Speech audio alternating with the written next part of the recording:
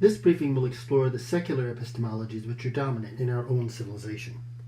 These epistemologies are often associated with the scientific revolution, but this misses the religious context in which the scientific revolution itself took place. Beginning in the 13th century, with the experience of increasingly powerful monarchic states in Europe and the Islamic world, people began to think of God as a divine sovereign, and theologians began to attack philosophers who taught that God was knowable and the universe intelligible, because they are subject to rational necessity, something which seemed to them to compromise God's freedom. This led, in turn, to new ways of doing theology, philosophy, and science. Rather than reasoning about how the world must be in order to be rationally intelligible, scientists were forced to treat it as a free creation by God and focus instead on observing it empirically and modeling it mathematically. It was this combination of empirical observation and mathematical model building which catalyzed the scientific revolution which eventually bore fruit in the 17th century. Mathematics and empirical observation and experiment became, in turn, the epistemic ideals against which philosophers evaluated cognitive claims.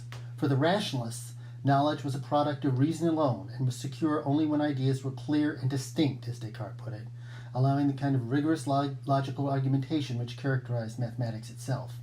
This did not, to be sure, rule out arguments for the existence of God. Rationalists like Descartes favored the ontological argument. God is perfect, perfection includes existence, therefore God exists. The empiricists, on the other hand, argued that knowledge comes exclusively from the senses, and that the abstract ideas favored by the rationalists were the product of analyzing the ideas we garner from experience. This led them to prefer the a posteriori cosmological and teleological arguments, which infer from the existence and purposeful organization of the world that there must be a divine creator. This said, any attempt to say anything about God aside from his existence was regarded with increasing skepticism, because it suggested that God was something other than free and beyond human comprehension. Thus, the Protestant Reformation, while not actually rejecting reason in practice, stressed the priority of faith over reason in a way that the Catholic tradition never had. And some of the reformers were openly irrationalist, thus Luther's famous claim that reason is the devil's whore. Ultimately, both rationalism and empiricism began to run into insuperable contradictions. Rationalists like Descartes found that they had to prove the existence of God before they could prove that anything else exists outside of themselves. Empiricists began to argue that since ideas exist in the mind, and since all we know are ideas, that we cannot be sure that there even is an outside world, or that since causation cannot be directly observed, that it is not a valid concept. Soon, rather than putting knowledge on a firmer scientific foundation, it began to look like modern philosophy would undercut science, ethics, and religion. Philosopher Immanuel Kant proposed a distinctive solution to this problem. He argued that concepts like space, time, and causation were what he called synthetic a prioris, ideas which do not derive from, but instead are the condition of any possible experience. In effect, he argued, knowledge is a process of organizing our experience in accord with the structures of the human mind.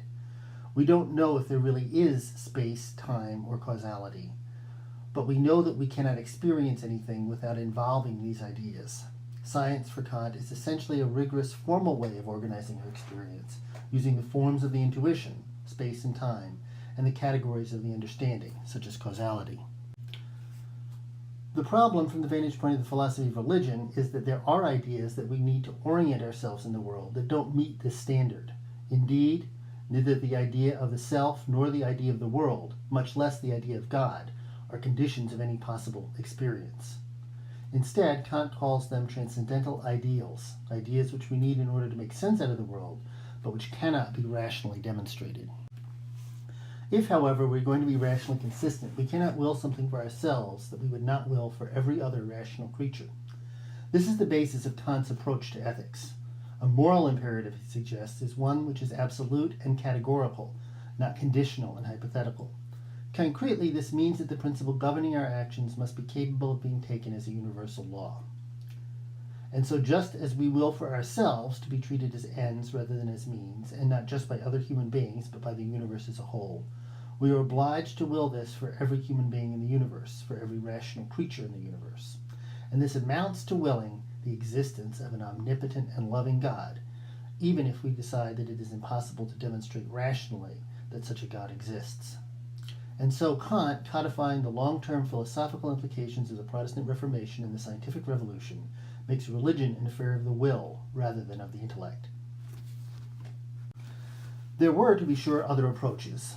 Hegel begins where Kant leaves off, but adds in the fact that we act on our knowledge, building civilizations and gaining consciousness of ourselves through this process. In the course of this human civilizational project, and especially by establishing rule of law and democratic self-determination, we realize that the principle of rational autonomy is not just an abstract moral imperative, but rather the idea itself, in effect God, of which nature is the objectification and history the self-conscious realization.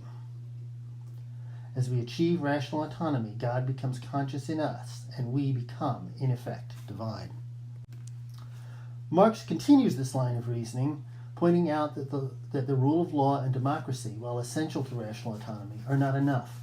We can never be free as long as we have to sell our labor power in order to survive. Recognition of the economic conditions for rational autonomy leads Marx to break with Hegel's idealism. He no longer thinks of knowledge as God becoming conscious of himself through history, but rather as the emergence of a self-determining rational collective subject through a protracted process of technological, economic, political, and cultural progress which makes us masters of our own destiny. The idea of God for Marx is just an alienated expression of distinctly human creativity. The Marxist understanding of what human creativity is and where it is heading could indeed be regarded itself as a kind of God-building. Many later thinkers, especially Nietzsche, Heidegger, and the so-called postmodernists such as Derrida, argue that Marx does not go far enough. This is because he still arrives at a kind of first principle which functions philosophically in the same way that God does for religious philosophy.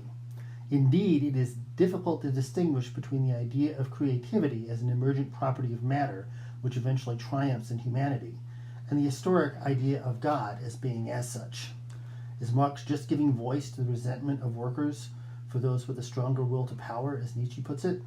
But then Nietzsche makes this will to power into just another sort of first principle.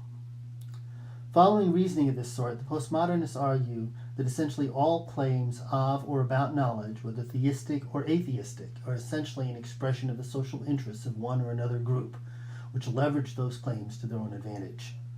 Postmodernists seek to deconstruct those ideas and expose the interests they serve. But as the greatest of the postmodern philosophers, Jacques Derrida, admitted toward the end of his life, they do this in the name of what he calls the undeconstructible, the ideal of justice, which is in itself a way of talking about God.